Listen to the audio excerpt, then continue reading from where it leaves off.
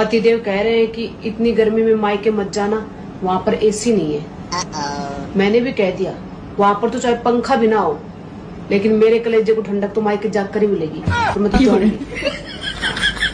एक बार मैंने 4 लोगों के साथ मिलके एक बुजुर्ग आदमी को सड़क पार कराई है। तो आप अकेले भी करा सकते थे, 4 लोगों की क्या जरूरत थी? वो मान नहीं रहा था ना सड़क पार करने को, तो जबरदस्ती की मैंने। मैंने कहा इसकी सुनेंगे तो हम तो कभी समाज सेवा कर ही नहीं पाएंगे। सोचो अगर दुनिया में सभी आदमियों का चेहरा एक जैसा होता तो क्या होता? अरे वही होता जो गैस सिलेंडर का होता है, कभी इसके घर तो कभी उसके घर। बेबी। हाँ जी। हमें कभी ना कभी तो ये लड़ाई झगड़े खत्म करने पड़ेंगे, वरना कब तक ऐसा चलता रहेगा। मैं भी तो वही बोल रही थी, कभी मैं सही तो कभी तुम गलत, कभी तुम गलत तो कभी मैं सही, ये तो ऐसे ही चलता रहेगा। तू समझा? कुछ समझ न आए। नहीं तू समझा नहीं। I love you. तमीज से बात करो। मंगलम भगवान विष्णु मंगलम गरुणोदया with due to respect I back to say that I love you, please मेरा ऑफर ग्रहण करें देवी जी।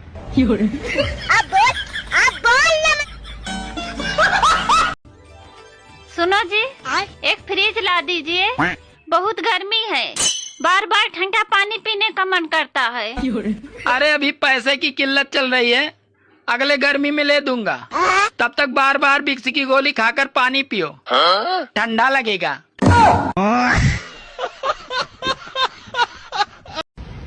आई लव यू। तमीज से बात करो। मंगलम भगवान विष्णु मंगलम गरुणोदया with due to respect I back to say that I love you, please मेरा ऑफर ग्रहण करें देवी जी।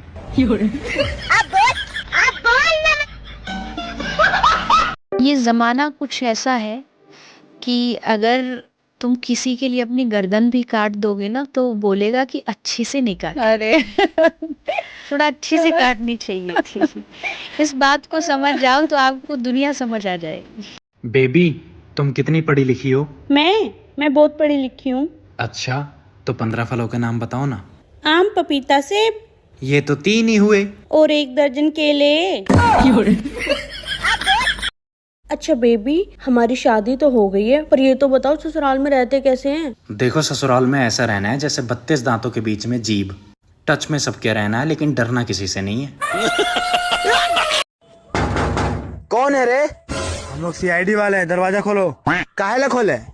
तुमसे कुछ बात करना है। तुम लोग कितना है? हम लोग 3 आदमी हैं। तो साला आपस से बात करो, मेरे पास टाइम नहीं है। अगर आपके पति आपका कहना नहीं मानते हैं ना, तो इतना ध्यान से मत सुनो, किसी के नहीं मानते। मेरे तो बिल्कुल नहीं मानते। सुनो जी, मैं तुम्हें कब सुंदर लगती हूँ? सच कहूँ, तुम मुझे तब सुंदर लगती हो जब तुम्हारे दोनों ओठ आपस में मिले रहते हैं।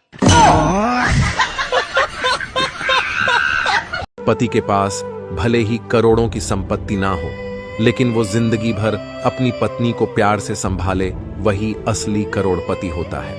जब अकल बढ़ रही थी तब तुम कहाँ थे? मैं तुम्हें पटा रहा था।